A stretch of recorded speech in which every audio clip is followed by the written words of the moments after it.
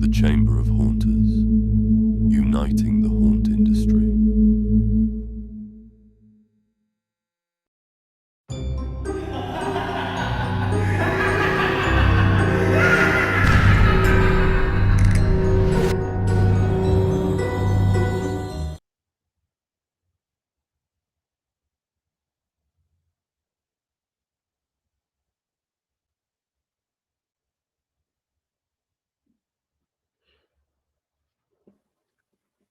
You're on mute, Kay. Yep, I just realized that when it reminded me. Technology. Yeah, we're doing great today. Good afternoon, everyone, and welcome to the Chamber of Hunters March Lunch and Learn. We are very excited to have you here and very excited for the lineup that we have set up for today. I am Keone Hutton, one of the hosts of the Haunting You podcast, and I am here with my co-host, Leslie Reed. Afternoon, everybody. We are very excited to be hosting this Lunch and Learn. To kick it off, I think we want to start off with our haunt spotlight, yeah? Yeah. So let's bring on our guest, Mr. Dennis Moyer of Hardyville Haunt in Fort Mojave, Arizona. Dennis, welcome to the Lunch and Learn. Thank you for taking the time out to talk with us. Not a problem. Thanks for having me. For starters, tell us a little about your haunt, kind of what the structure of it is, what kind of haunt is it, kind of set the background. So my haunt is, I want to say it's unique because I actually do it at a school and I do it outside on their basketball court. And so that's cool. The school they actually come out, they help me build it, they act in it, they decorate with me. So I utilize the school and the students and the teachers, they come out and they all help and we build it and we decorate it and we have a good time doing it. So, but yeah, it's a great little haunt. I mean, it's 60-foot by 60-foot haunt that we put on the basketball court every year. Is it like a fundraiser for the school? I save some of the money. I save some of the money for props and stuff like that, but then I give the school money too. So we kind of split it 50-50. And then most of the time they just save the money themselves and then they put it towards props and makeup and stuff like that because they actually teach the kids how to do makeup and the drama actually teaches the kids how to do drama, how to act in the haunt and they do tryouts and everything else and they even pay some of the students to act in the haunt and stuff like that. So super cool. That's awesome. Yeah.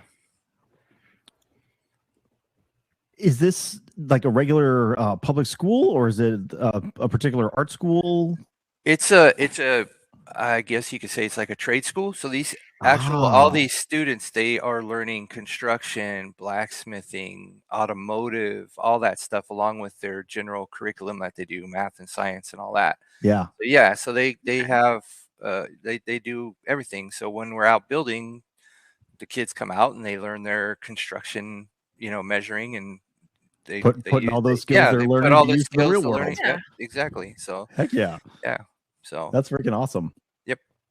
What got you started in the industry and how did you create this partnership with the school?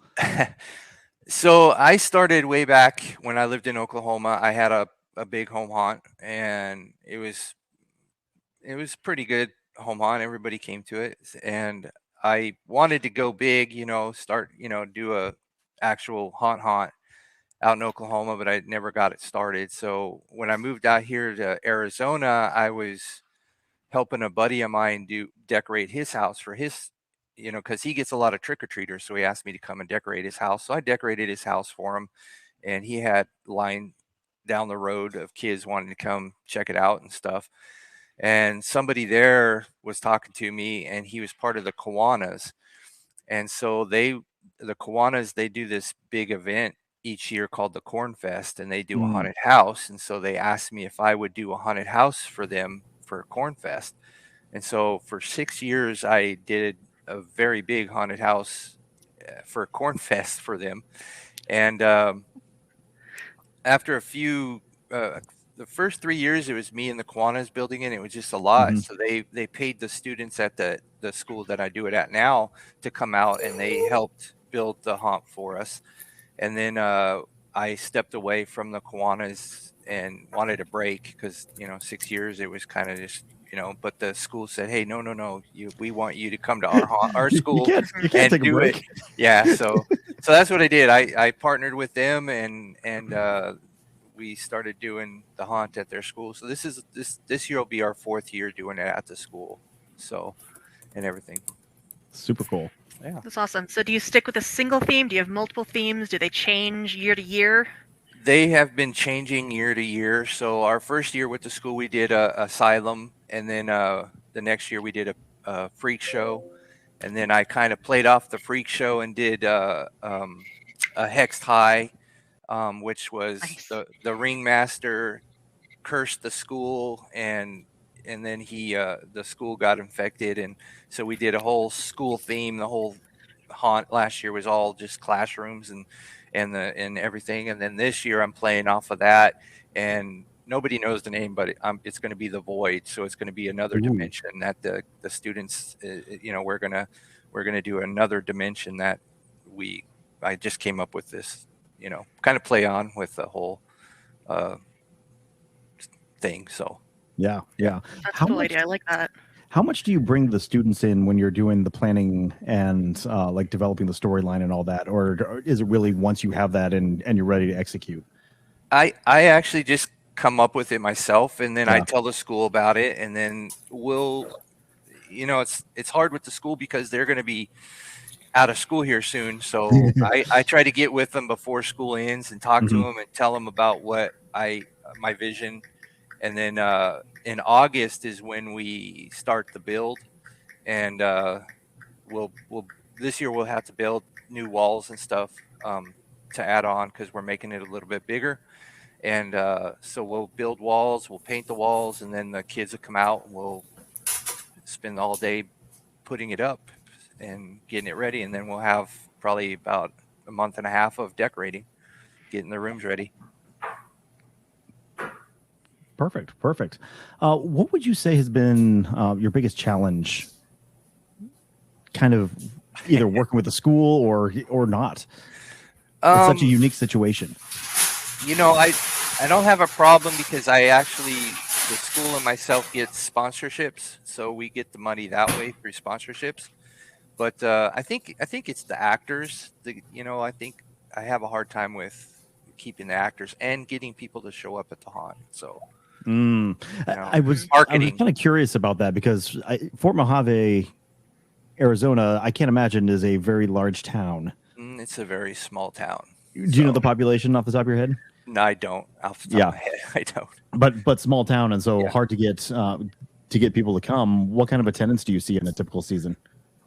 Probably 200, 250, 300 at the most. But like Cornfest, we had a lot because it was a big festival. So I was hoping I would get those people to come to mine because, we would see probably 1,000 people because it was a big fair type thing. Right. So they would get people nonstop. We had queue lines and everything else. So I was hoping that when I moved over and started that they would follow because they still do their haunt, but it's not as good as mine. Let's just put it that way. Yeah. I'm going to stop us here for a sec because Kimberly says we're having some audio issues. Curious, is anybody else having problems hearing? Please drop into the chat real quick. Can you hear me? Can you not hear me? Is this a Kimberly problem or have we been talking into the ether? Hopefully we're not just talking into the ether. So if any of the attendees can drop to the chat, let us know that you can hear us. Fantastic. Sounds like we are broadcasting. So Kimberly, hopefully you can get through your work through your issues. What would you say has you've been doing it at the school now 4 years? Well, before we talk about that, what would you say was the biggest change going from working at the festival to working at the school? I think the big change was the fact that at the festival we were in dirt, and so we had to put up all those walls in dirt, and now I'm on concrete, which I'm like, yes, I'm happy because it's flat freaking ground. Even surface.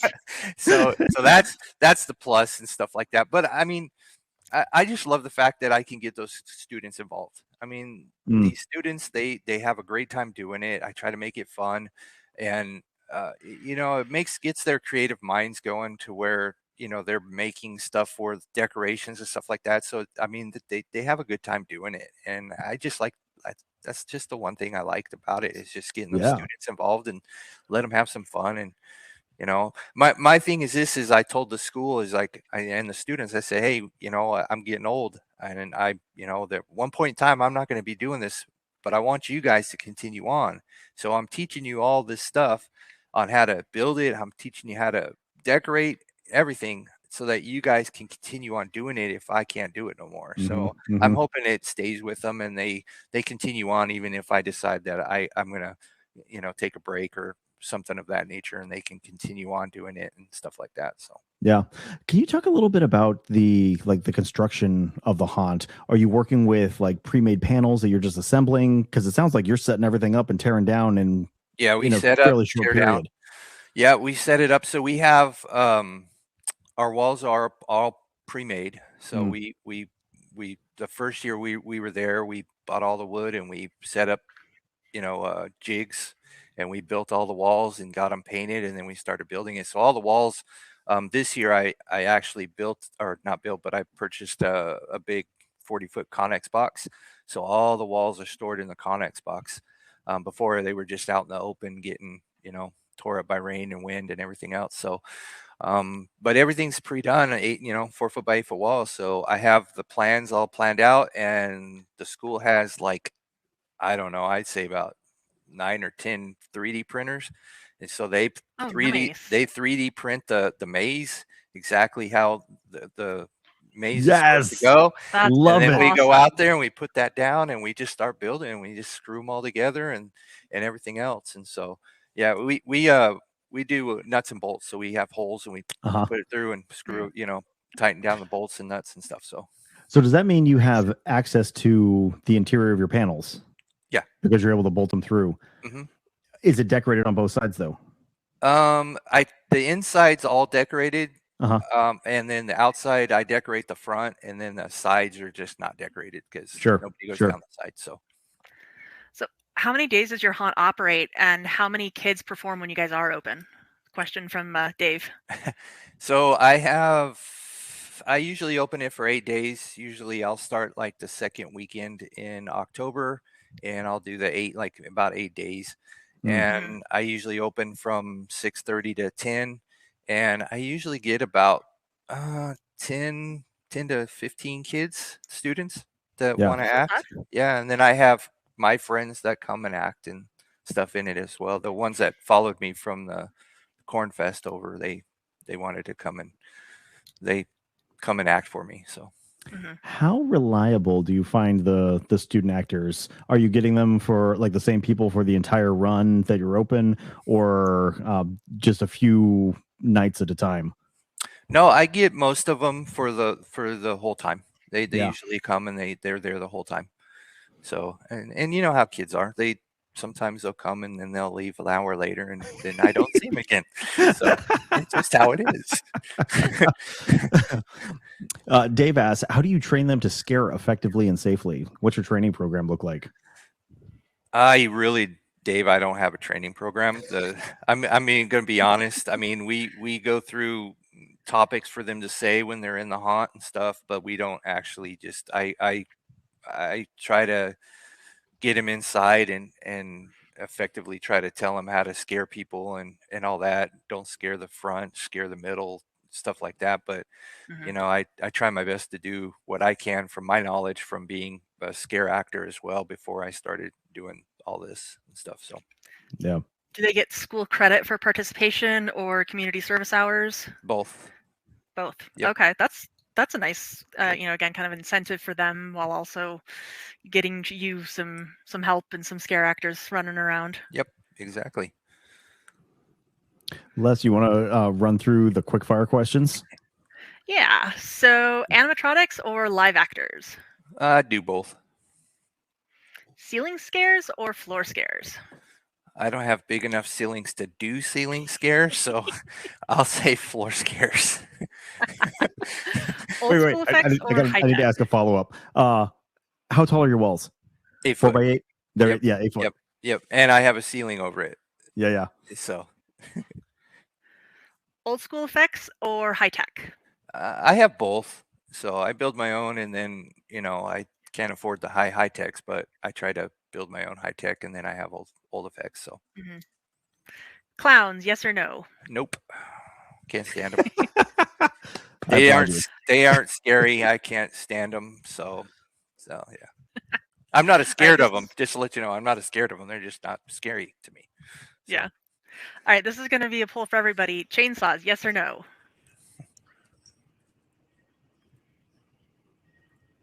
Do you endorse chainsaws in your haunt?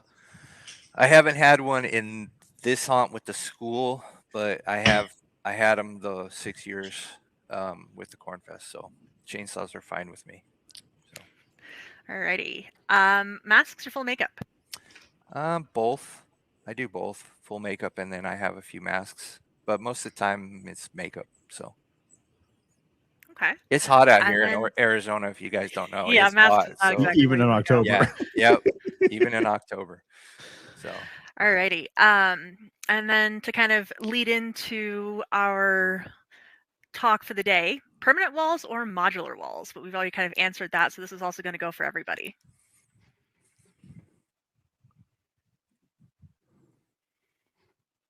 What's your thought? Mine have to be modular because I have to put it up and take it down. So yeah, I mean, mine are all screwed. Like I said, I screw them together with nuts and bolts. How much time does it take you to set up everything? On a good time, it probably would take us about maybe a little less than a week. Okay, and how about tearing it down at the end? To be honest with you, we can tear that thing down in a day. In a day, 8 hours. Yep. Always goes faster. Yep.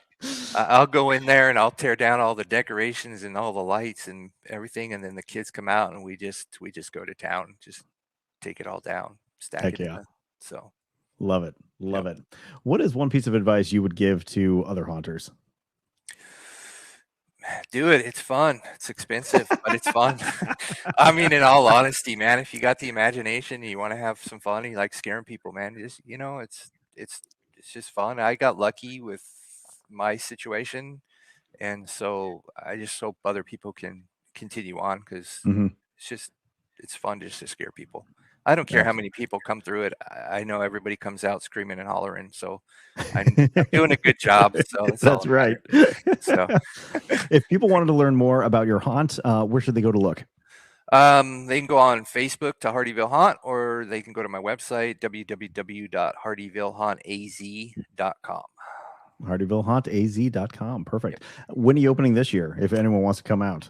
They happen to be in Fort Mojave, Arizona. It'll be October, probably the second weekend in October. I don't know the date exactly, so I haven't started putting all that stuff up yet. So yeah. And it is only March. I mean, we're still deep in our planning strategies as well. That's what I'm doing. So. Well, I was going to start transitioning us over to our main topic for today, but I see Leonard Pickel has dropped off rather suddenly. So we're going to keep peppering you with questions for a bit until we see him come back. All right, pepper away. I'm actually going to open up the what advice would you give to your fellow haunters for everybody? Oh, yeah. So check out the polls and drop all of our viewers drop your answers in, and then we'll read some of them. You want to talk about do some of the other results that we've gotten from your polls so far, Les?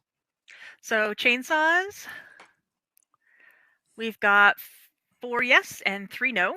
Yeah, honestly, I think chainsaws are super divisive. I'm not surprised that it's almost an even split. However, permanent walls are modular. That was 100% modular. 100%. Again, makes nobody sense wants a permanent location. Well, it's you can't change up your haunt. Permanent locations are expensive. I mean, modular walls just give you a lot of control and flexibility. If you want to change things up, it's easy to just unscrew them and move them around. That's it. And that's how you keep it fresh from year to year. Yep. So I changed my maze up. I try to change my maze up every year. Every year is different. Yeah. Alrighty. So some of the other advice that we have: take care of your actors, praise in public, correct in private. Yes, good leadership advice right there. Yeah, that's the way to go for pretty much any time that you're in a group setting and working with a lot of different personalities. Mhm. It helps minimize a lot of potential issues. Dennis, talk a little bit about the type of scares that you try to deliver. Do you lean in toward like heavy gore or startle scares? Talk about it a little bit. I do a lot of startle scares. I like gore, but the school kind of frowns on the gore. I feel like I And, could have guessed that. and so it's like it's like I want to do more, demon type things, but I have to be careful because it is a school, and you know how some of the parents are, religious. I have to be careful, so I have to kind of make my stuff a little bit more parent friendly, but still scary at the same time. Just Have because you it's ever out of had school. issues with parents complaining about what you do or how you're doing it? Nobody's complained. No parent or anything. I mean, they have a big open house in October, and we actually open the haunt up, and all the students, they get dressed and they go out, and all the parents go through for free, and the kids get to scare their parents. Yeah, So, I love that. yeah. How long does it take a guest to walk through your haunt? Man, like it's small, so it's probably like 4 to 5 minutes. So it's Okay. pretty small. I mean, What's the total square footage of that basketball court you're building on? off the top of my head, I don't know, but I do my haunts 40 foot by 60 foot, Okay. and then this year I'm going 60 foot by 60 foot. So Yeah. gonna make it a little bit bigger, so it has a little bit longer. They can go through it. It's gonna be a little bit longer this year. So Cool. yep. So Definitely have to check out your Facebook page and look for pictures. yeah, check it out. Cool. Well, I see our main presenter has returned. So, Dennis, thank you. Really appreciate you sharing some of your experience. Tell us about your haunt. Always love to pick the brain of a fellow haunter. Not a problem. Thank you, guys. Thank you. So, I'm super excited about our main presenter today. I have taken several classes with him. In fact, I told him earlier I took this very class that he's going to be presenting on today about the triangular grid system back in 2017 with Leslie when we attended West Coast Hunters Convention. So that was the first time that we had a chance to meet Mr. Leonard Pickel. So I am super excited to introduce the godfather of the haunted attraction industry. He is a designer, an innovator, a teacher, but most importantly to us, he is a haunter.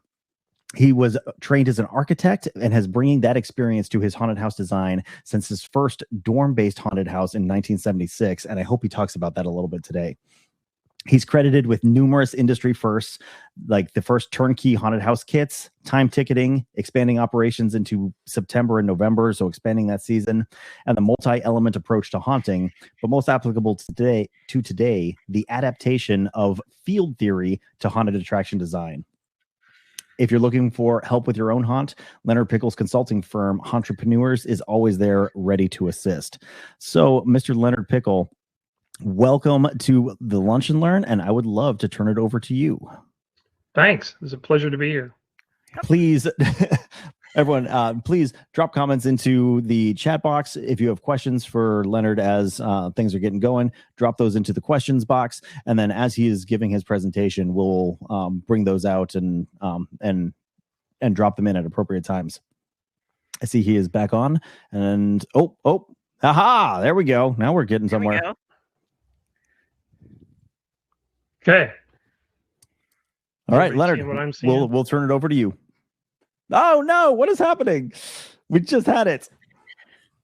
Well, in the meantime, I just put up another poll. So what is your favorite part of the haunt build season? Oh, for me, there's two parts. I love like designing layouts, right? Because it feels like a puzzle, trying to maximize my use of space and make sure I'm fitting in everything that I want to get in there. But then when I take that paper, or I like to use 3D modeling on the computer, when I take that model and actually start putting it up in the driveway, like that moment where I see all of the ideas I've been putting together for the last several months actually coming into fruition, that moment is spectacular. I love it. Yeah. I've got opening night. Ooh, yeah. Opening night is Storyline. nerve-wracking, though. It is. It is. Storyline. When it's over. When it's over. And the conversations had that allow for additional creativity for the different segments and bring bigger scares to the haunt. Yeah, absolutely. I love doing, at the end of every night, we try to do a post-mortem just to see like what worked, what didn't work, right there while it's still fresh in everybody's mind. And it's amazing how many great ideas come out during those sessions. Leonard, I can see that you're back up. Yeah, but it keeps kicking me out for some reason. I'm going to keep my fingers crossed that you stay in. Okay. We'll turn it over to you, sir. All right. Thanks, everyone, for coming. Sorry for the difficulties. But thanks for coming.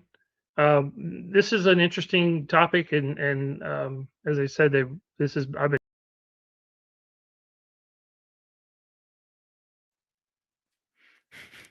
Oh, dear. We are going to have an interesting time today. I can tell already. Oh, yeah.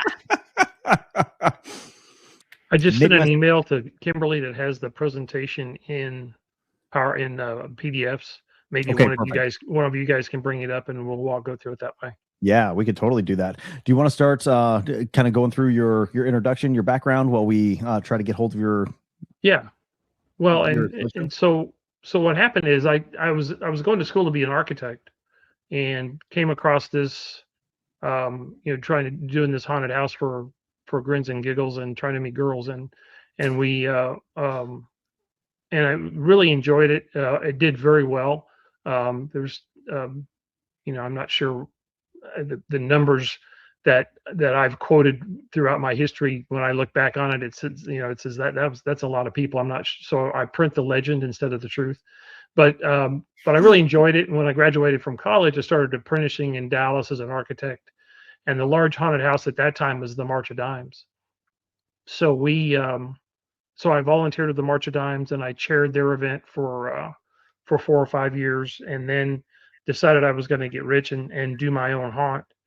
And of course, I should have taken business and some other things in college instead of just architecture. Because what ended up happening was, when all was said, I really built the haunted house on credit cards and pocket change. And by the time the bills were due, I was about $20,000 in debt, which I thought was a huge disaster, because obviously a haunted house is a get rich quick scheme. So now that I'd started a business, and not realizing that a haunted house is a business just like any other, and it's a 3 to 5 year payout. But what I did do is went to a community college, and since I'd started a business, I decided I should learn how to do that, and sat there in horror as the guy in the front of the room told me not to do all of the things that I had done, like fund the thing with credit cards and beg, borrow, and steal everything I could to get open, and then not have any kind of money set aside to be able to get to year 2, which I see as the biggest mistake of anybody trying to do this. But I had just graduated. I had just graduated college, and one of the things that they taught us in college was a thing called field theory. And that was done by a guy named very famous architect named Walter Nesch. And he came up with the concept of trying to come up with a way to design spaces that don't have a function yet. A good architect will, if he's designing a house for you, is going to say, how big is your furniture? Do you have a king bed or a queen? Do you have nightstand on both sides? Do you want a seating area in your bedroom? And you'll put all of that furniture, place all that furniture on a wide open piece of paper. And then, and only then, will he draw the walls around that space. So the concept in architecture is design from the inside out. But what if you don't know what the use for that space is going to be? If you're designing a museum or a convention center or some other large space that will have multiple uses, how do you come up with the shape of a space so that it's interesting and not just a bunch of squares? And so what Walter did was he came up with the idea of taking squares. He'd take a large square and a small square, and then he would rotate those squares, and then he would create a kind of a pattern that he would then sit underneath his drawing. Of course, we were all drawing in paper at that in those days, so he would lay that underneath his paper and use that as a grid. He would use the small spaces for toilets or backstage or office or something, use the larger spaces for the museum area. And there's a lot of buildings like this that were designed by him, especially around the college in Chicago. But so I had that fresh in my mind when I started doing haunted houses for the March of Dimes. And one of the and then when I first started doing the March of Dimes in about 1981, they had come up with this brand new concept. Before that time, when they were building a haunted house, and all these haunted houses were temporary, they were nonprofits, so they never were able to get a building and hold it for very long. But they would be so they had to be set up and taken down. And before 1981, at least in Dallas, when they built the haunted house, they stick built it. Just like you would build a building. You'd stud it out, shoot it into the floor, brace it from the building, throw plywood on it. And of course, when you had to take it back down, now all you had was plywood and 2x4s. You didn't really have anything that you could build with. But in 1981, the March of Dimes came up with this cool concept, which was the 4x8 panel. If you build these walls in sections, in 4x8 sections, studded them out typically they were studded out like a normal wall would be studded out. And now after you built all those panels and then you set the walls up, the haunt up using those panels, now you had something. When you took it back apart, not only was it a large chunk of the construction that you didn't have to reassemble the 2x4s, you had a large piece that you could use. It also had artwork on it, possibly, that you could save and reuse for another year. So it really decreased the amount of time and effort that we had to use to build the walls out of. Did Kimberly get that email? Yep, she did. We should be ready to get started, I think. Yeah, we're ready now. Yeah, she is also having some technical difficulties. We're continuing to work through it, but should she continue. email it to you? Yeah, she's emailing it to me. Okay. So now that you had a 4-foot, panel segment, how do you do the floor plan? How do you build how you design a floor plan with that? Well, it's pretty easy. You just go get a piece of graph paper. You assume that every square on the paper is a 4-foot by 4-foot grid. So then you can just come in and start drawing lines on the square grid paper and come up with a floor plan that people would walk through. And that worked out pretty well. And people have been doing that, ever since, really. The problems with that is, one, how do you connect those walls to each other?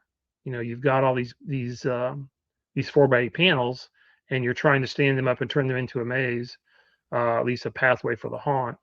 And back in the day when I first started doing this, we were using duplex nails. Duplex nails is a nail that has 2 heads on it, so that you can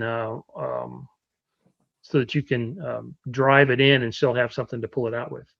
So go forward about 6 slides, I think, maybe 8. Keep going. Keep going.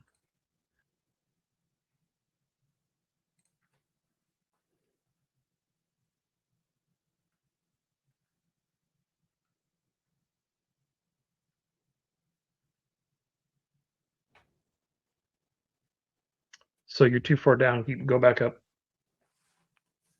You stay there.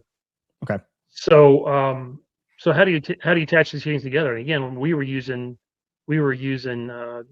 dual-headed nails, but later, bolts were a good idea.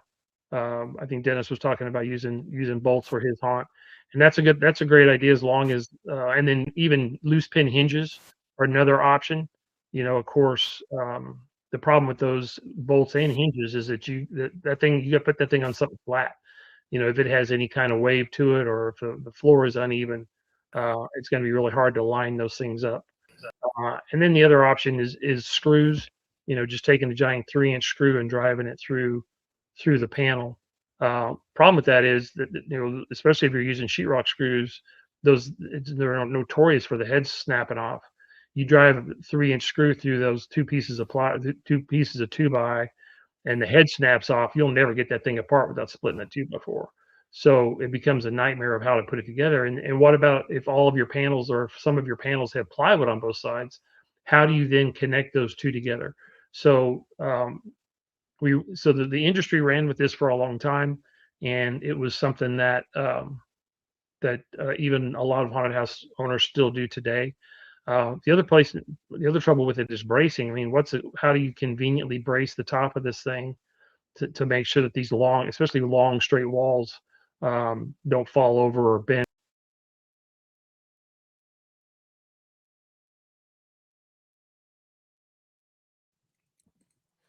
And we've lost him again. Thing keeps kicking me out. Right back.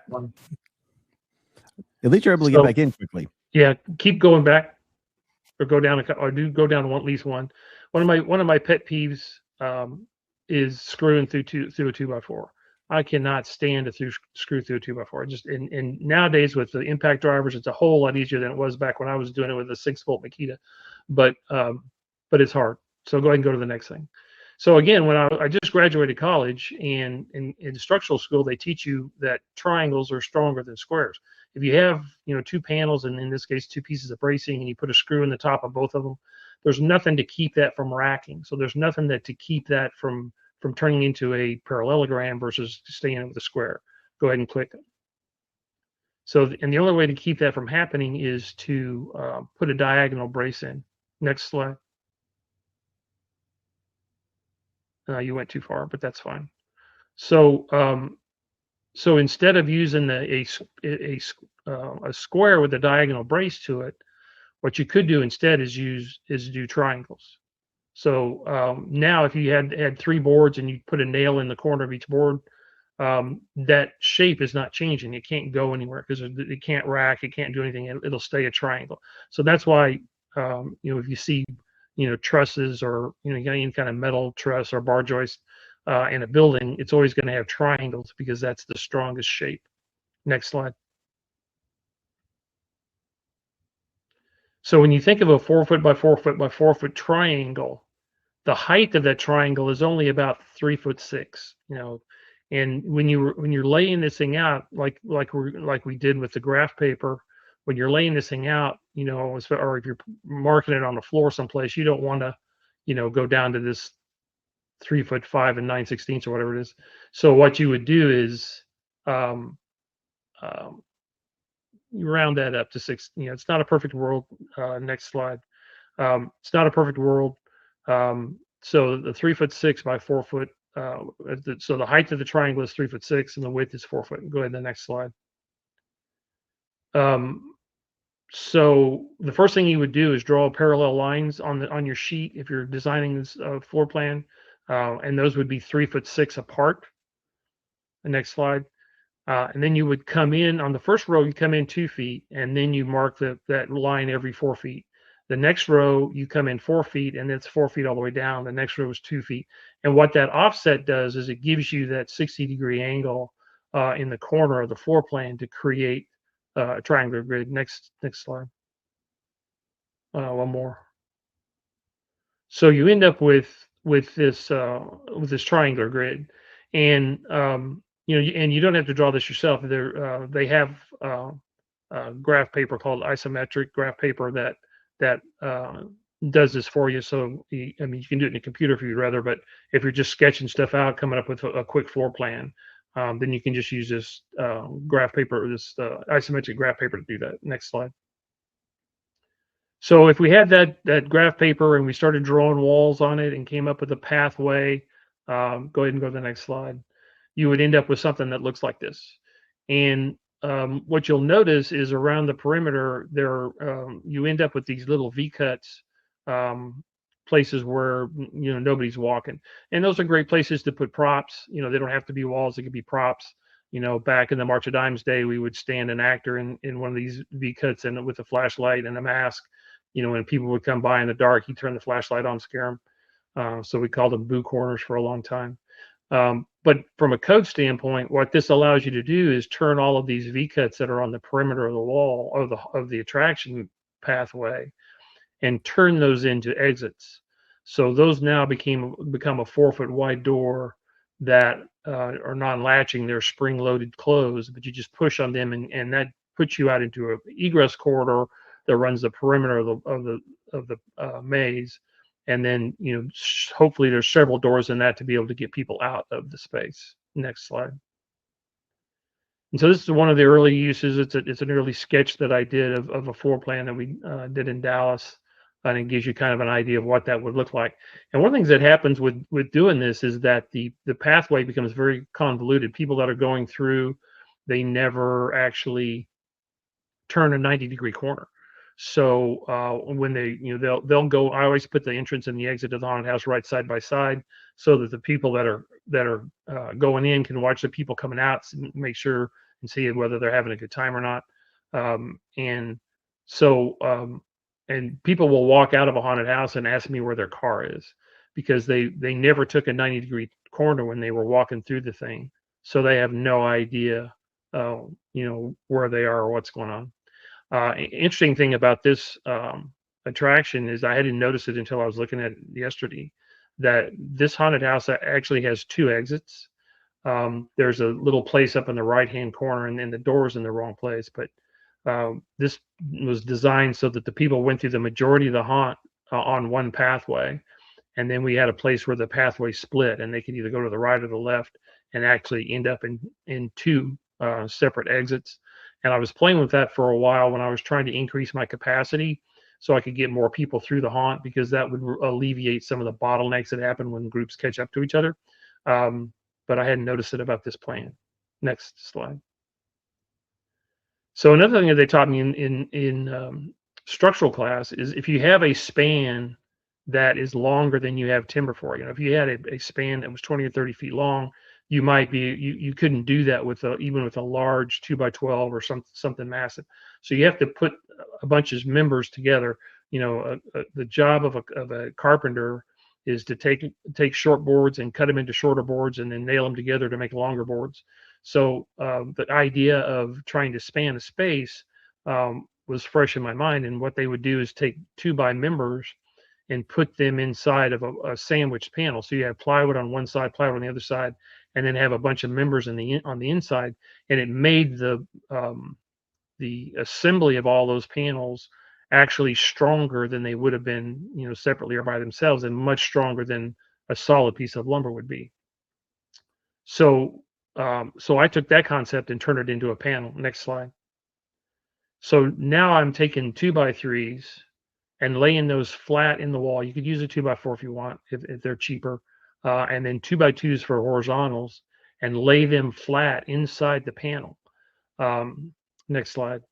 So then you say, well, how do you screw those? How do you screw the frame together? How do you screw the 2x2s to the 2x3s? Well, and the exciting thing about that is you don't. Next slide. You actually use the plywood to hold all the pieces together. So you're no longer, next slide. So you're no longer having to screw through a 2x4. And the panel is thinner, which means it stores in half the space. It's lighter, so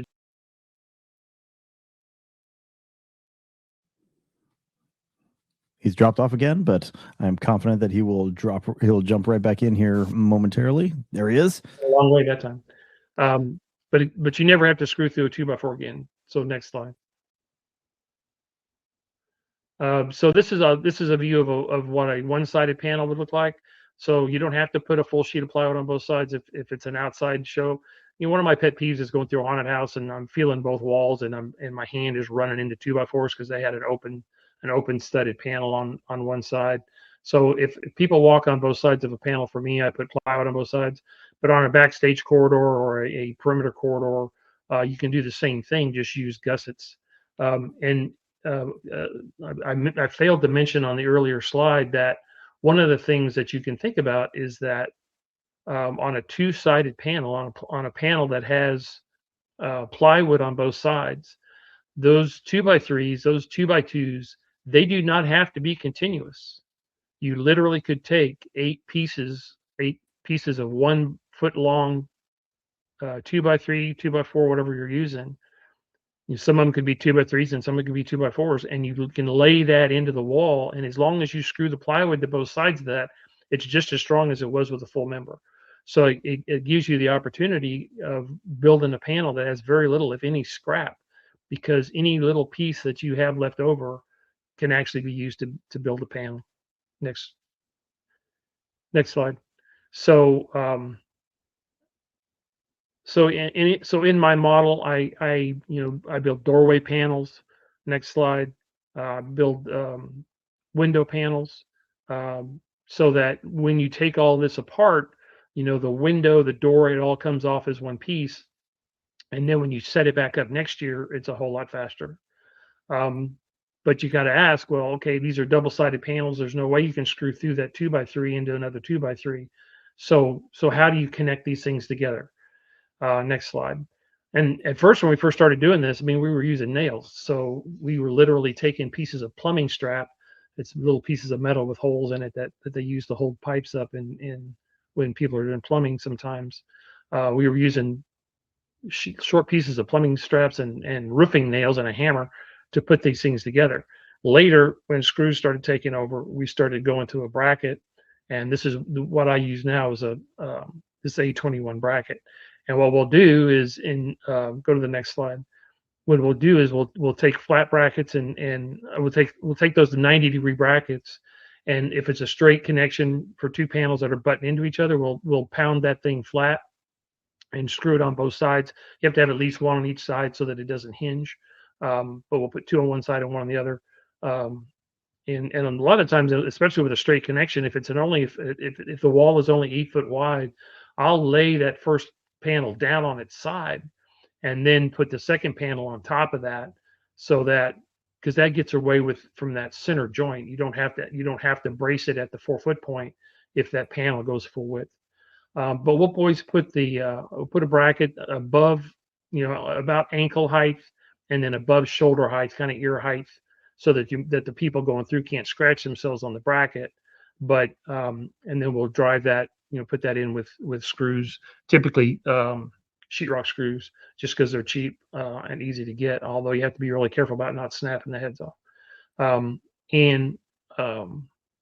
So this gives us a way, and you can do this. You could do this with a 4 foot panel, or with a typical 4-inch thick panel, but you'd have to screw it at the very base and the very bottom.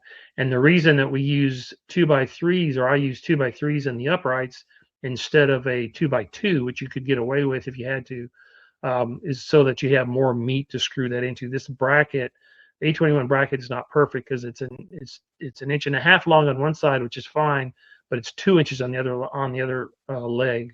So that puts you in a situation where you're going to miss that leg with one of the screws.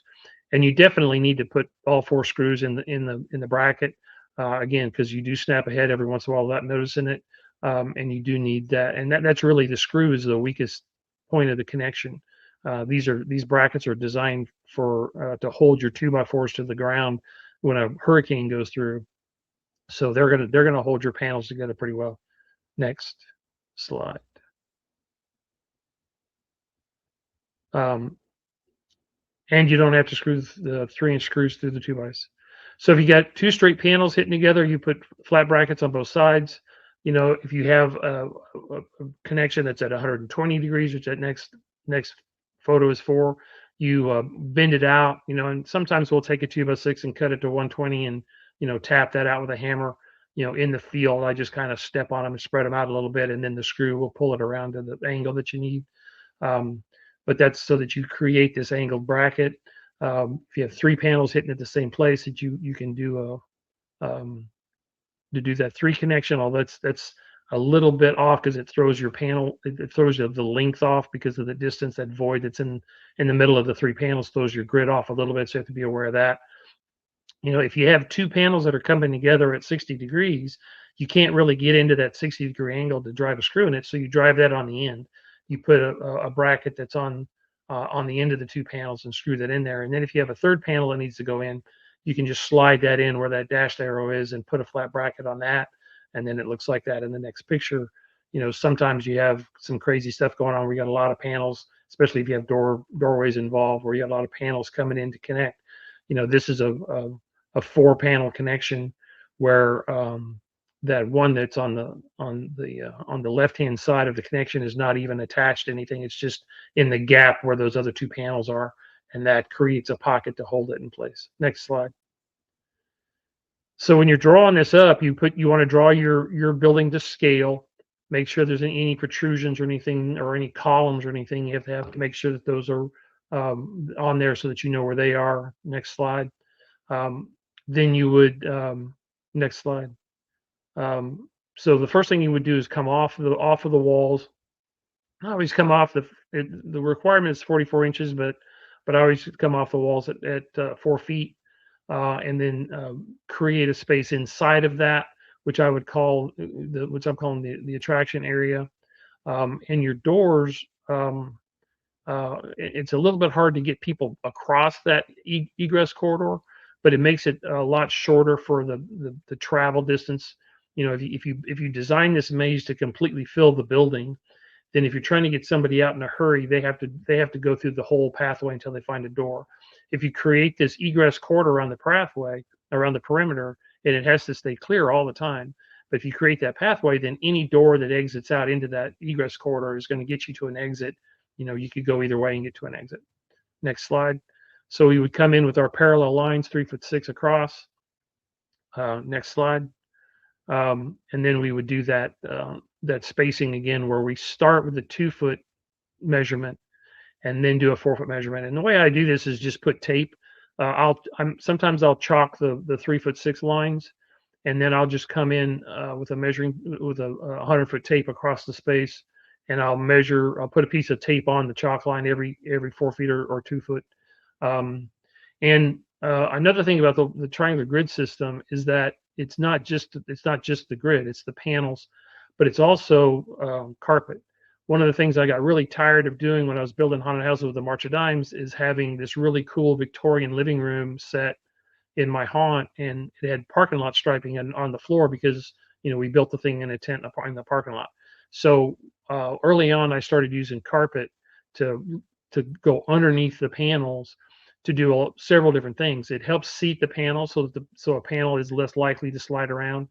It makes the floor a lot nicer for people to fall on, or it catches paint. So if you're on a space, I built a haunted house in a space that had marble floors one time, and I did not want to mess up those floors. So having something between the panels and the floor helps seat the panels in place, and it also helps with the look of the show, as well as danger of somebody falling on it. So we lay carpet down, then we mark the grid on top of the carpet, and then we would set the panels. Go ahead in the next. And this is kind of the kind of thing that you might end up with. This is a floor plan that I did for Philip Morris Costumes in the 90s. And this is actually 2 haunted houses. There's 2 entrances that intertwine around each other and then dump out into a kind of a retail area at the end. Go ahead. And one of the things odd about doing a triangular grid system is that you have odd shaped rooms. So next slide. Bracing the now that you have this triangular grid that's on a 4-foot or an 8-foot center to center of some of the hallways, you brace the entire show by completing the grid. Anywhere there's not a line where the grid would be on the floor, you add a brace. And I brace it with either 1x4s or even 1x3s. I've even used, in one case, I had to use 1x2s because they're really just in tension. They're not in compression unless somebody jumps up and grabs a hold of one. It doesn't really need, you don't have to use 2x4, so you're not having to screw through a 2x4. You're just screwing through a 1x. Now you have to pre-drill the ends, especially with a 1x2, but yeah, so you have to pre-drill the ends so they don't split. But this allows you to you complete the grid, the triangular grid with the bracing, and now that thing becomes a monolithic, one structure.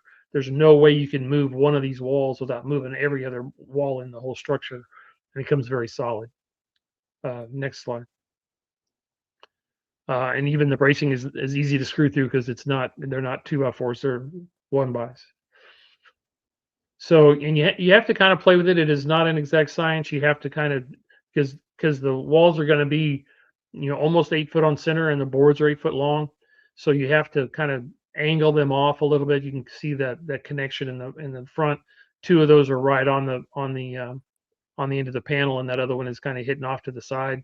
So it's not a perfect science, but it's a very, very strong way to brace. 2 braces, because it's a 1x and not a 2x4. You can run braces across over the top of each other, stack them 2 or 3 at a time.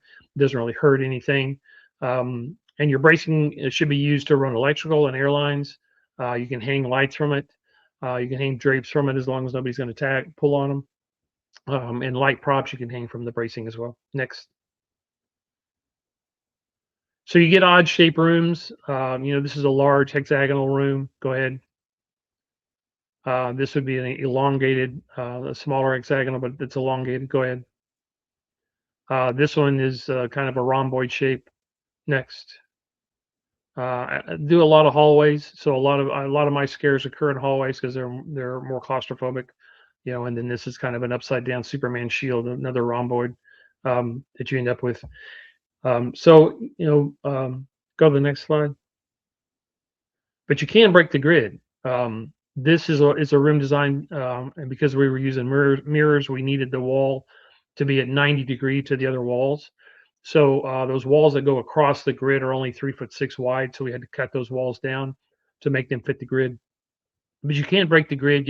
You don't have to stay triangular all the way through. You can put square stuff inside. You should realize that you have that 3'6", 7 foot, 10'6", 14 foot bays to deal with. Next. And sometimes I'll break the grid in half. So I'll double up the grid and make it a 2 foot by 2 foot grid instead of a 4 foot by 4 foot grid. If it's just a backstage space where there's going to be some actors or there's going to be a prop or something, you can actually narrow the grid and save some space that way as well. Next. So this kind of goes through a concept. It's a very odd shaped room. So it took me several tries to figure out which way the grid would fit in it best. Again, lay carpet out of the entire thing, chalk line the perimeter where your 4 foot egress corridor is going to be, and then chalk the lines where the vortexes are going to go. Go ahead into the next. So you mark the grid by putting little tape marks, every 4 feet, go in both directions, offset by 2 feet. Go ahead. And you end up with this grid, even though those white lines are not drawn, they're designated by the fact that the tape is offset on each one of the lines. And you can look down, even without doing these lines, you can kind of look down the tape dots and kind of see whether you've made a mistake or not, which I do all the time. So don't feel bad about that. But and it allows you to line up and make sure everything's straight. And then I tape the floor plan. Go ahead to the next one. I actually lay tape. I draw the floor plan of the haunted house on the ground with the tape, because that helps me to walk through it kind of virtually, so I can kind of tell whether there's any problems or not. It allows, and I literally will mark, I'll write on the tape what kind of panel that is. Is it a one-sided panel? Is it a two-sided panel? Does it have a window in it? I have symbols for doorways and windows. But this gives an opportunity to, somebody that is just skilled, is just a laborer, to look at the floor and say, okay, this is a 3'6" panel. It's marked, so we know we're breaking the grid here. Go get there's a stack of narrow panels over there. Go grab one of those. We know this is a one-sided panel because it says that has to be two-sided. So it allows, the John Q. public or somebody just helping out to be able to help you set the plan up. And so you got one guy with the screw gun, one guy holding the panel, and the other guy going and getting the panel. And what's nice about these panels is they're only 2 inches thick. So you can take a panel and stand it up on the end. Once I have a panel, I stand it up and I leave it stood up. It stores stood up. It stays stood up, because if you lay it down, you got to pick it back up. So with the panel standing, you can lean you can back up to the panel and lean it forward, and then just kind of bend your knees a little bit, then grab a hold of that panel and then straighten your knees up, and you can carry that panel all day long. I do not have any arm strength. I don't have any guns. So, and back in the day, I could carry 2 of those panels, halfway across the building without any problem, just because I'm using my legs and my back and my hips really, and not my arms to try to carry panels around. Go ahead and go to the next slide. Hey, Leonard. Yep. We've got a question for you. Okay. How do the odd-shaped rooms affect guests psychologically compared to typically square rooms? Basically, how much does the room shape impact the scares? I have a feeling that it affects them in some way, but I don't know how. And what's interesting about it is I have never had somebody walk out of one of my haunted houses and say, "Oh my God, those rooms weren't square." And I actually walked through a haunted house that I didn't realize was a triangular grid, and I didn't notice. So there are people that there are pickle haters out there on the internet, believe it or not. And some of those people will slam the idea that none of the rooms are square in a triangular grid system. Well, that's true, but I mean, they can be if you really want them to be. But I don't think anybody notices it, and I don't. And if they do, I think they would notice it as being odd, but not understand why. And if you're building a Victorian mansion, angled walls in a Victorian mansion is not unusual. If it's a spaceship, angled walls would be totally logical. So there's not anything that it doesn't really make sense, to just say that it's going to upset anybody, because of the 300 or 400 haunted houses that I've designed and set up in my lifetime, no one has really noticed. In fact, like I said, I've walked through some that we didn't notice. Another thing that's cool about, I hope that answers your question. So another thing that's cool about, or by taping the floor plan on the ground before you do anything, is you can move all your large props into place. You can carry the bed in, put it in the bedroom. You can carry all your large animatronics and put them in the space that they're going to go, so that you're not having to drag them down the hallway once you have all the panels up. So before you put the panels in, put the large props in place so that you build the walls around them and don't have to carry them down the hallway. Go ahead. Next slide. Then you bracket the panels together. Next slide. You hinge the access doors before you brace. Once you have the walls up, you can put your access doors in, those exit doors that are the little V cuts, because you really kind of have to put that hinge in at a 90-degree angle. And then when you try to swing it out, it's going to hit the wall. So you have to pull the wall out of the way and pull the door past it, and then set the panel back where it goes. And then you can have the door comes over, it hits it. It makes it much easier to hinge that way. And you don't want to do it after it's braced. You want to do it before it's braced. Next slide. And then you brace it, complete the grid, and there's some rooms that are too far, that are too wide. A 12-foot wide room or a 10-foot 6 wide room is going to be hard to brace all the way across.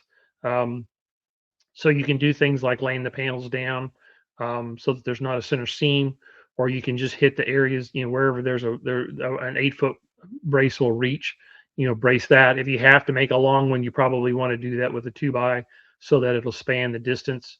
If you're hanging a chandelier or something heavy from it, you're gonna have to do that anyway. So if it's a really long span, you're not going to be able to do that with a 1x. But in most cases, you can brace everything, especially around the perimeter, which is what's most important, with 8-foot braces. Next slide. Then you set your lighting. Next slide. Run your power and electric and air and stuff across the top. Next slide. Disadvantages of the triangular grid. There are no 90-degree corners, so that freaks some people out. Next slide. Gaps in the connections.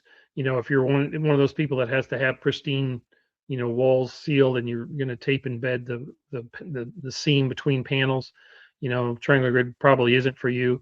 And when I first started building, the first time I ever built the triangular grid, the wall panels that I had were 4.5 inches thick. They were the just a standard stud, and these kind of connections really became a problem because the panel was so thick. And that's kind of where I came up with the idea of laying that 2x flat in the wall, so that I could make the walls thinner, so that these kind of things didn't bother me as much. And I have had clients that insist on putting a little piece of a ripped 2x or from something in that crack just so that it goes away, but doesn't bother me, so I don't do that. Next. The other disadvantage is that the rooms are, they have bays, so going one direction, you're always going to be increment of 3'6". Going the other way, you're going to increment of 2 foot or 4 foot. You can't just slide a wall over 6 inches. In this case, you can do that with a square grid sometimes, but you can't really do that with the triangular grid. So if those are the kind of things that you're doing, it's a problem, then probably not. Triangular grid's not for you. Go. Odd shaped rooms, if that's a problem. If you don't like that, then don't do it. Next. Lighter panels. The panels are not as heavy as a studded 2x4 wall would, especially if it was something like 16 on center or something. So the panels are a little bit lighter, and that means that they're not going to sit on the floor as well as a heavier panel would. But again, that carpet helps that out a little bit. Next. Benefits of the triangular grid: no 90-degree corners. Like I said, people come out of the attraction confused because they never took a 90-degree turn. And if there is some advantage, some psychological effect of not having walls that are square, cool. If I can freak people out and without really trying, then I'm all for it. Next. It's a freestanding system, which means that you don't have to attach it to the floor. You don't have to attach it to the ceiling. It braces to itself, and it's freestanding. Next. It's quick install and strike. Or if you want to rearrange the pathway. I'm notorious for going in on Halloween night at 5 o'clock and rearranging a section of the haunted house because it's not working as well. The room design isn't working as well as I thought it should.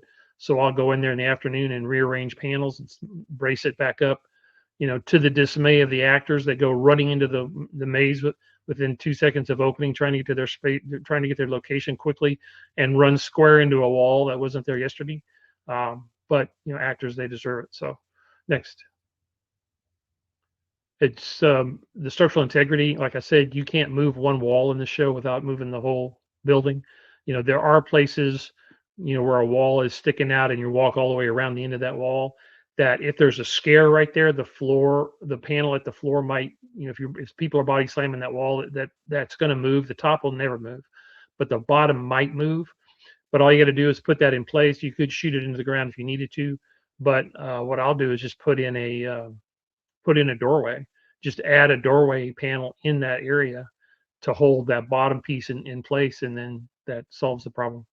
And the bracing is light. You're not screwing through 2x4s. You're just screwing through the 1x into the bracing, and it makes the thing really strong. Next. It also allows more pathway per square footage. If you think about a U-turn in a square grid, you've got a lot of wasted space in those corners, and if you look at it with a triangular grid, it's much less than that. Next. Next. The corridors are only 3'6" wide as well, so that allows you so you're saving square footage in the width of the corridor as well as in these corners. So just in this drawing, the savings is about 26 square feet, and you keep throwing that into the hallway next to it, and pretty soon you got a pretty long path. Next. So in these two examples that we use from above, they're not exactly the same size. But as you can see, the triangular grid system has almost 100. I guess it's like 60 square feet better. Yeah, 60 square feet more lineal pathway, and that's really the only way you can measure the size of one haunted house to another is by measuring the pathway. How far do the people travel when they're walking through the attraction? That's really the only way to measure one against the other. Next. The other benefits are the panels are lighter. You can pick them up and carry them around. These panels are actually, that in this drawing, in this photo, are actually 10-foot tall, which is what I spec now, as a 10-foot tall panel, because it gets you away from that clipped off feeling. You know, a haunted house that's only using 8-foot tall panels and no ceiling, it just has a clipped off feeling. If you can add 2 or 4 feet to the top of that, it really, everything kind of fades into the darkness above the panel. You can't see the lights and stuff that's going on the other side of the wall, and it makes it, it's a much better approach. It's a little more expensive, but it's much better. 10-foot tall is great. 12 is even better if you can afford it. But even a 12-foot panel you can pick up on your hips and carry it around without too much trouble. So the panels are lighter. One guy can pick them up instead of 2. Next. Cheaper and easier to build. It's absolutely the fastest way to build a panel, because you're not having to screw through those 2x4s. You're not having to line everything up. You build a jig. You build one panel and then put that on sawhorses, and then build a jig on that panel that shows where all the different members go. And you chop those 2x2s and start throwing them into place. Put a piece of plywood on it, screw it down, flip it over, screw the plywood on the other side, or the gussets on the back side, and you're done. It's the absolute fastest and easiest and cheapest way to build a panel. Next. Thinner panels. That means that they store in half the space. You know, if you've got if you're having to take this show down every year and store it, this 2-inch thick panel is a blessing, because you can cram way more haunted house in a space, in a storage space, than you can the standard wall. Next. Little scrap, like I said, if these members do not have to be continuous, so they could be little bitty pieces if you wanted to, which means that there's little or no scrap once you're building it. Next. And you never have to screw through a 2x4. It's my pet peeve, is screwing through a 2x4. Next. When not to use a triangular grid. Next. Too many columns. Go ahead and go through all these. Too many columns. Existing rooms. You know, if it's a hotel or someplace that's got a bunch of small rooms in, you don't really want to do that. And sometimes the grid just doesn't fit. You're trying to put it in a space that would course out perfectly for about 4x4 grid. You know, but the 3'6" grid, it just doesn't fit. If it's an odd shaped room or something, you know, it just doesn't fit. So you shouldn't use those. Next. So limited space. When to use the grid is if your space is limited, because you're trying to get as much out of it as possible, then using this grid helps. A temporary install or a permanent install doesn't matter. Even if I knew a haunted house was going to be there for forever, I would still build it the same way, so that you can go in and change it easily and rearrange it every season, so that it's new and fresh, and do that in an afternoon instead of 2 days having to pull, you know, shot 2x4s off the floor. It's great if there's nothing to brace to, because it braces to itself, or if you need to be able to change it quickly. Next. You know, and here I thought I was so smart. I came up with this new concept of a triangular grid system. Thought I was pretty smart, and then I went to a carnival, and I looked over at a glass house, attraction people were going through, and it's like, that's a triangular grid.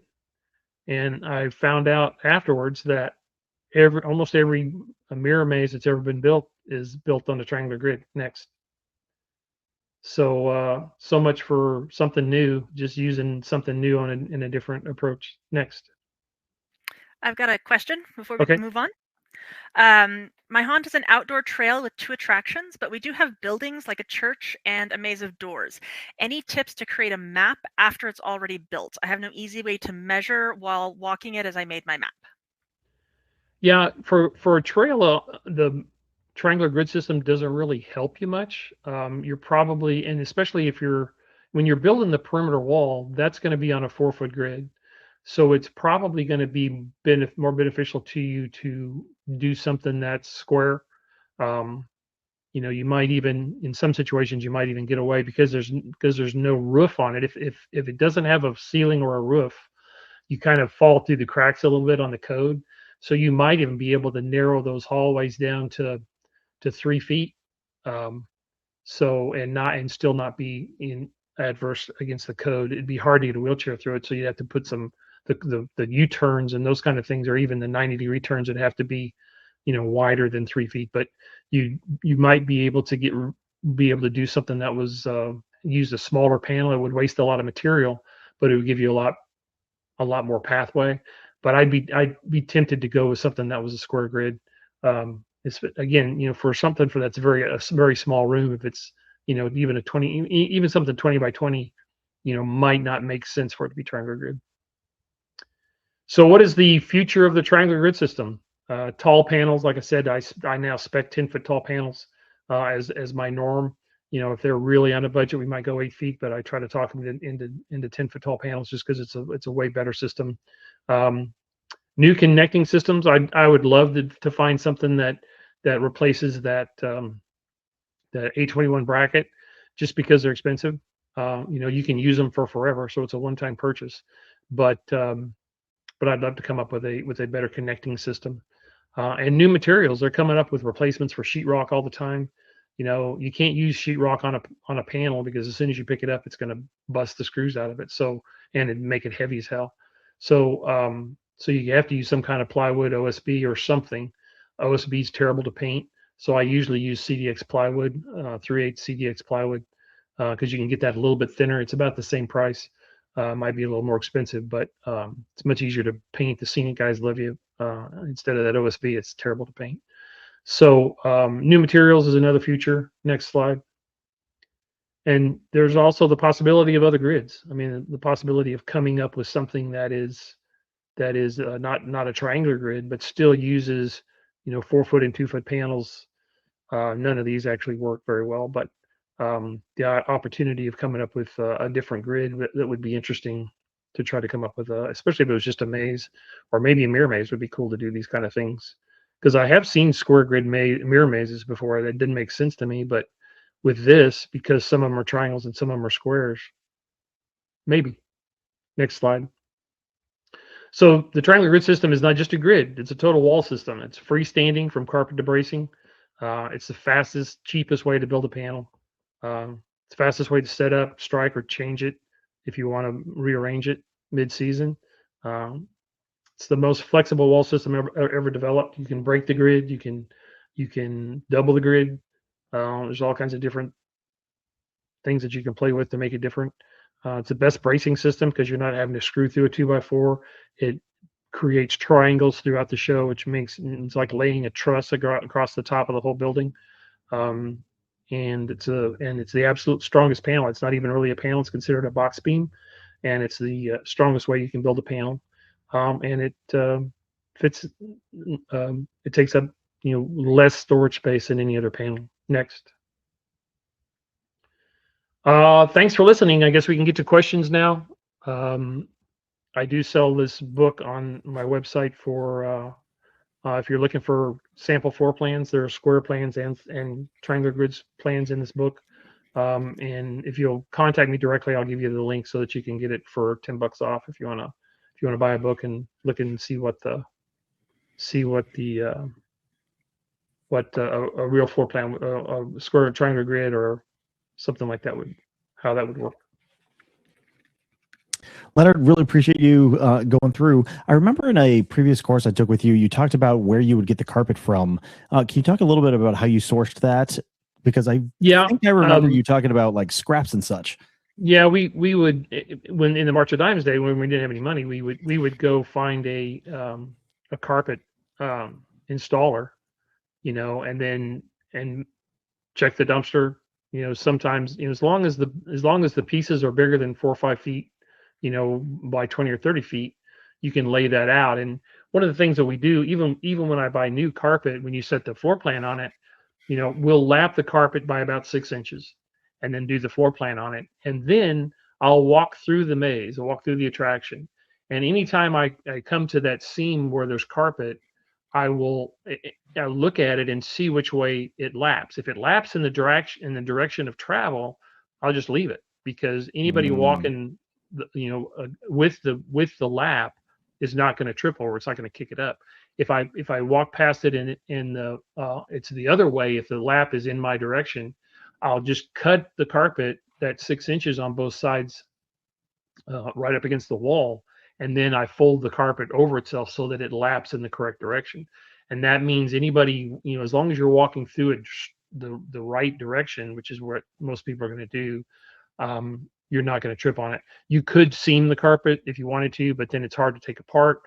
You could glue it as well, or tape really just doesn't work. It doesn't last long enough to worry about. So I don't recommend taping it, but you can just lap it over in the direction of travel, and that will give you a that will keep it from doing that. And again, and so it doesn't matter. Back in the March of Dimes days, we had, a total patchwork of carpet. You just have to make sure that you put the larger pieces in the larger rooms, and make sure that all the carpet laps in the correct direction. And if you have to, you can actually add a little piece of carpet.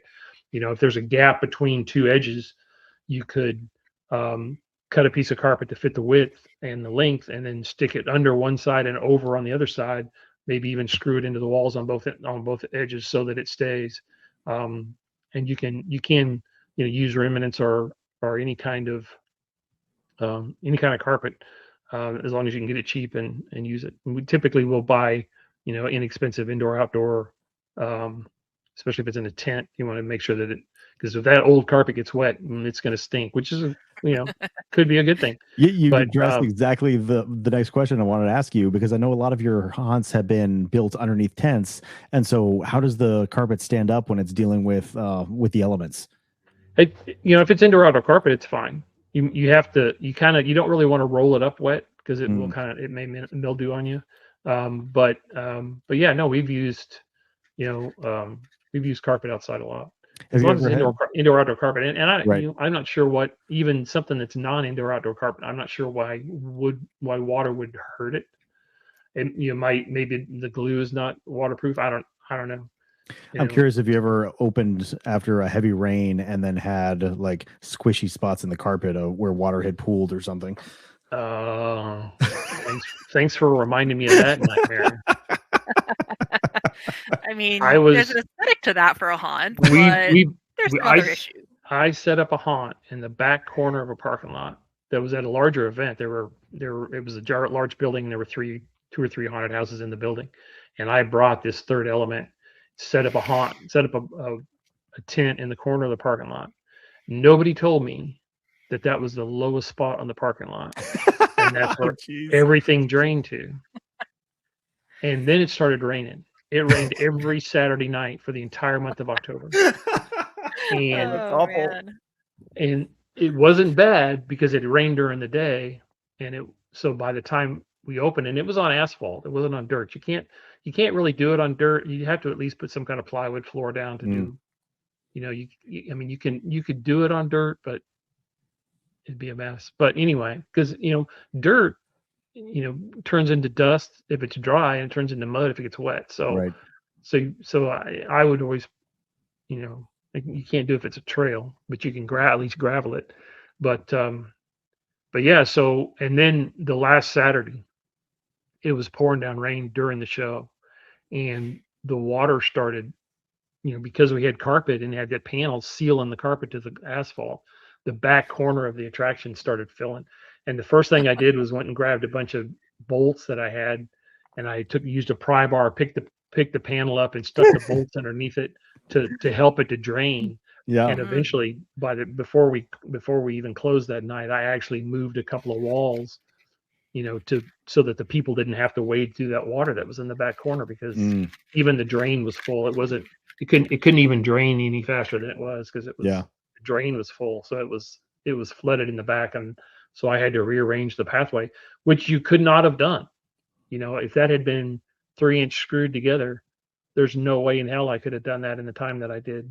Yeah. But, when you use brackets, when it comes apart, all you got to do is make sure you take all the brackets. Even if I'm like screwing a prop to a wall, you always screw through thin into thick. Mm-hmm. You never want to screw through a 2x4 into a piece of plywood.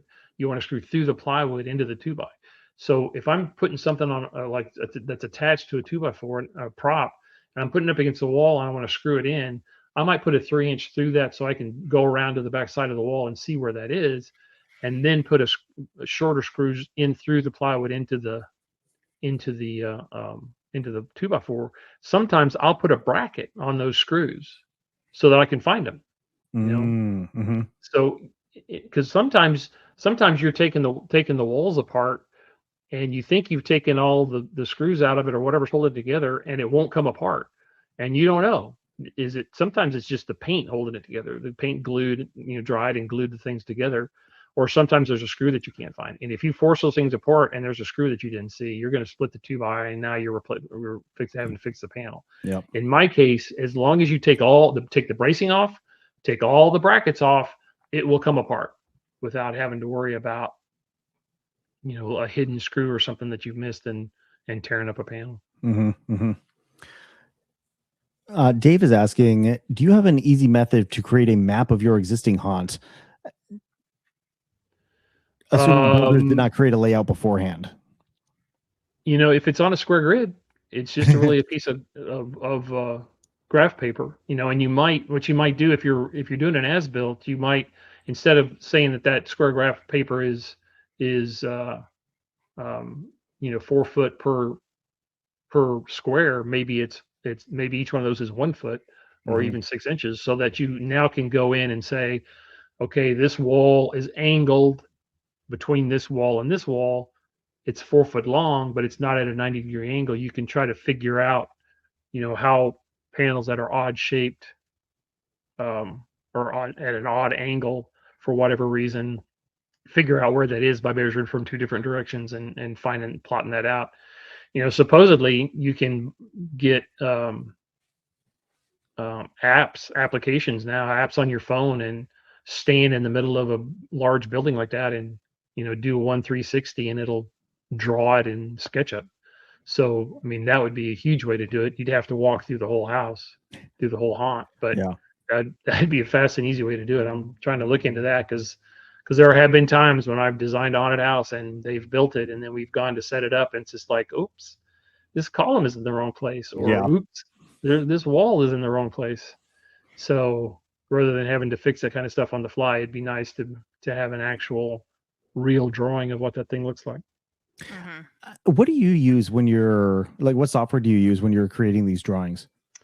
I'm an AutoCAD guy because I've been doing that, since somebody set a computer on top of my drafting table and said, you're going to learn how to use this. And it's like, yeah, right. So, and that was the screen was yellow. It wasn't even, it wasn't even green. It was yellow. So it was way back.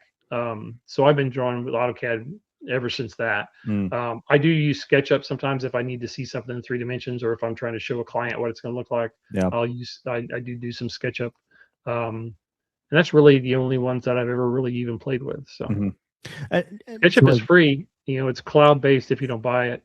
So, and the problem with that is if you draw it on the cloud, it can go in their warehouse and then anybody can use it if you're not careful. So, but that's kind of cool though. You can go in and snag other people's haunted house designs and study them and look at them, and so it's kind of interesting. Honestly, that's why I bought your book like 10 years ago, because I learned a ton from just looking at your designs and pulling out elements that I could fit into ours. Cool. That's what it's for. I had so many people coming up to me and saying, Leonard, I can't afford to hire you, but don't you have a floor plan that you're not using that I could have? It's like, that's so bizarre to me. Again, from an architectural standpoint, I'm from designing from the inside out. So I want to know what furniture, what props and stuff is in the room before I draw the walls around it. So having the floor plan and then trying to cram whatever you're trying to do in the space is so foreign concept to me. I want to pick your brain on that a little bit, because we've built haunted houses like on board ships a couple times, which is very difficult to design from the inside out. So in a situation where you are, I'm going to say, constrained by the existing walls to that extent, like we have corridors running down that we can decorate, but we can't really affect the layout too much. What's your advice for maximizing it? Yeah, it's tough. I had an epiphany a few years ago that I boiled haunted house design down into, how do I shorten my sight line so you can put the groups closer together, and where do you hide the monsters? So in a situation like a ship, or a hotel an interior corridor hotel or something like that. That makes it very difficult. I mean, you can hang stuff in people's faces, because if one group sees the group ahead of them, one of two things happen. One, sometimes that group will slow down because they don't want to they don't want to miss the scare. But if the group behind is scared, they're going to run up and catch up to that group because they're safety in number. So you really don't want the groups to see each other, and because you get that the dreaded conga line. The conga line. And and in my personal opinion, I design my haunted houses for a conga line, so if we need it, it's there, the capacity is there, and we can still scare the crap out of everybody. But but if you don't, if you design a haunted house to be able to do 300 people an hour and you have to push that to 350 or 400, that show's going to suck. If you design it for 700,000 people an hour, then when you slow that down to 500 people an hour, it's it's even better. Yeah. My record personally for one that I ran and operated was about 1,000 an hour. And then I built one for Universal Studios in the 90s. They ran that at 1,800 people an hour on a constant clip. Wow. I have been to a couple of their haunts and ended up in giant conga lines that drastically reduced the quality of the show. And what I found the best way not best way, but the way that they were trying to break up those sight lines was literally hanging, that plastic you would use for a refrigerator. Right. Which doesn't make sense in a lot of scenarios. No. You don't want freezer flaps in the middle of your Victorian mansion. Exactly. Yeah. No, and in my opinion, if you're going through a haunted house and there's a curtain in a doorway, that is a design flaw.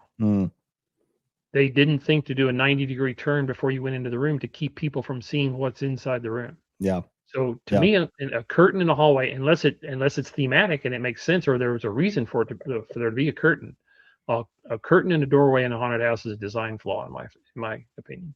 There should have been an S curve or at least a 90-degree turn before you entered that room to keep people from being able to see. Because that's what happened. They built it and they said, "Oh my God, the people in here can see what's happening in the next room," and they had to put a curtain up to fix it. How much do you can hide the sight line with props? I mean, it doesn't have to be a wall. It can be junk that you pile up in the middle of the room. But you don't want people to be able to see the exit when people first enter the room. You don't want them to be able to see the exit because you're not slowing them down that way. You're not going to be able to do anything to them because they're through the room and they're gone. How much? That's actually leads me to my next question. How much do you use props or furniture or whatever else to set the path through a room versus, making the tight corridors? As much as possible, really. If when you come up with whatever, the first thing you should do is decide what scare is going to be in that room. Is it a drop panel? Is it a crash door? What is the actor going to do? It's form follows function.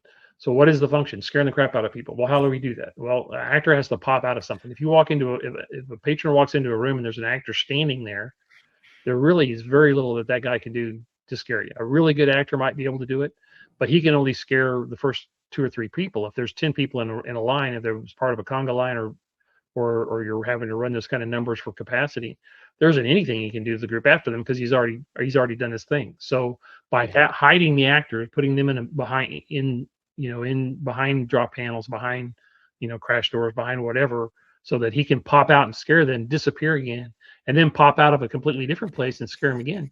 You can drastically increase the impact of that actor and the scare factor of the haunt.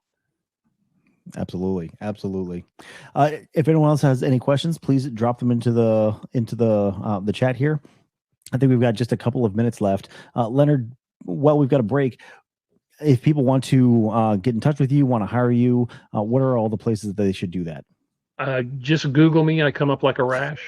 You can entrepreneurs, and there's a lot of free information that's on entrepreneurs. There's quite a library of articles and stuff that I've written over time that are there free for the taking.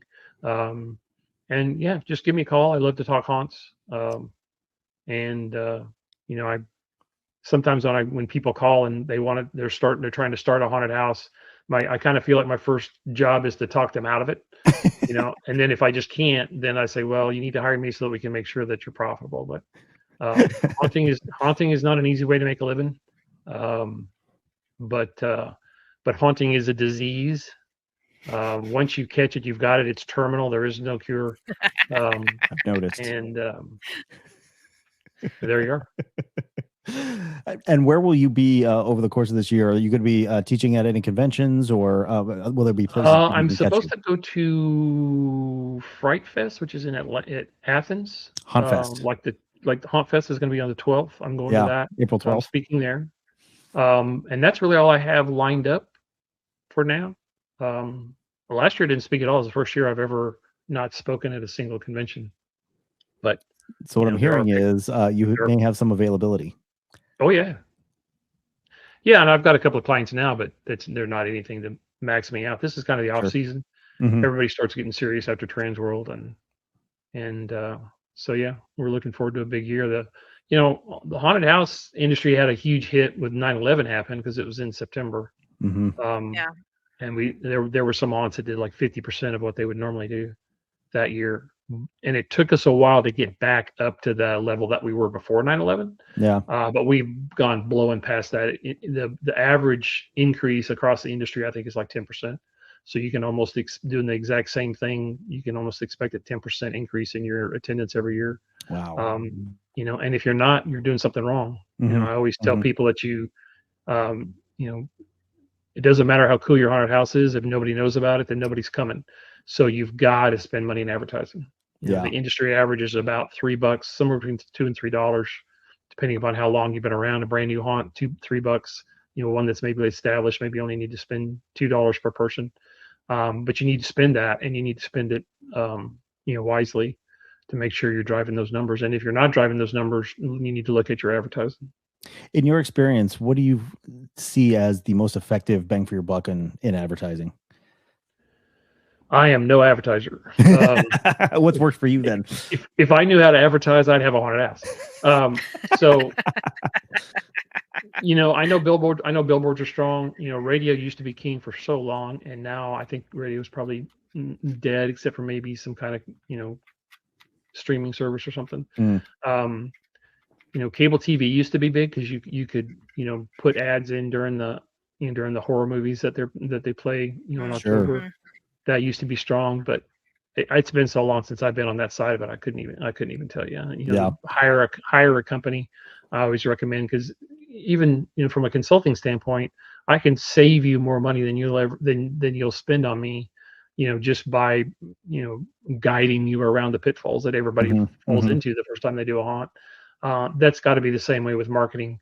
Talk to the marketing companies and see who you think makes sense, that has the best handle on what's going on, because there are marketing companies that all they do is haunts now. So that's got to be plus. And even the ticketing companies are starting to add email collection and that kind of stuff, so that you can reach out to your people and the people that came last year, and give them a deal for coming in this year. And so there's a and you have to be a master of all of it. You got to do YouTube, you got to do Instagram, you got to do everything, and you got to do it well. It's a tough, like I said, it's not a get rich quick scheme. It's a 3-year business payout. And the biggest mistake that I see people starting out, the biggest mistake that they make is not advertising enough and not having enough money set aside to be able to get to year 2. You scrape, and scratch together all that you can, and you get open, and then, it doesn't do as well as you hoped it would, because you spent money on props or on the haunt instead of on the advertising like you should have. And then the season's over, you're in debt like I was the first time, and you don't have enough money to get to year 2, because you either have to take the show down or rent the building for the year. You got to store it if you take it down. You got to set it back up. All that money has to be set aside year 1 so that you can make it to year 2. All right. Les, do you have any questions before we wrap up? No, I think this is, again, I've listened to this training before, and there's still more to get out of it every time. So no kidding. Absolutely. Yeah. Leonard, really appreciate you taking the time out today to talk to us, to answer our questions. this is one of my favorite presentations because, like Les says, every time I see it, I get something new out of it, and I think that's just a testament to how much thought and experience you've put into developing this as a strategy, as well as how you present it and how you can talk about it. So really appreciate you bringing all of your experience here and sharing it with us. No, it's absolutely my pleasure. Thanks for giving me the opportunity, and maybe next time we'll get the technology to work. Yeah, absolutely. Absolutely. I'd love to do a design class for you, or some kind of maybe even do's and don'ts of haunt design or something like that. Would love to do that for you in the next few months if you want. Absolutely. I think we would absolutely take the opportunity to have you back. Kimberly, I believe, is still on. She'll be in touch, and we can definitely schedule you for a future lunch and learn session. It was a pleasure. Let's do it again. Absolutely. On that note, everyone, please make sure that you are following along the Chamber of Haunters on Facebook, Instagram, all of the places where you can find them. Because that is where we'll be announcing all of those future lunch and learns. So if you want to participate, make sure that you are following on all of the socials. And of course, I have to give a shout out for Les and I. Definitely check out the Haunting You podcast anywhere where you can find your podcasts, and on our website, hauntingyou.com, with just the letter U. Thank you all for joining us this afternoon, and we look forward to seeing you at a future lunch and learn.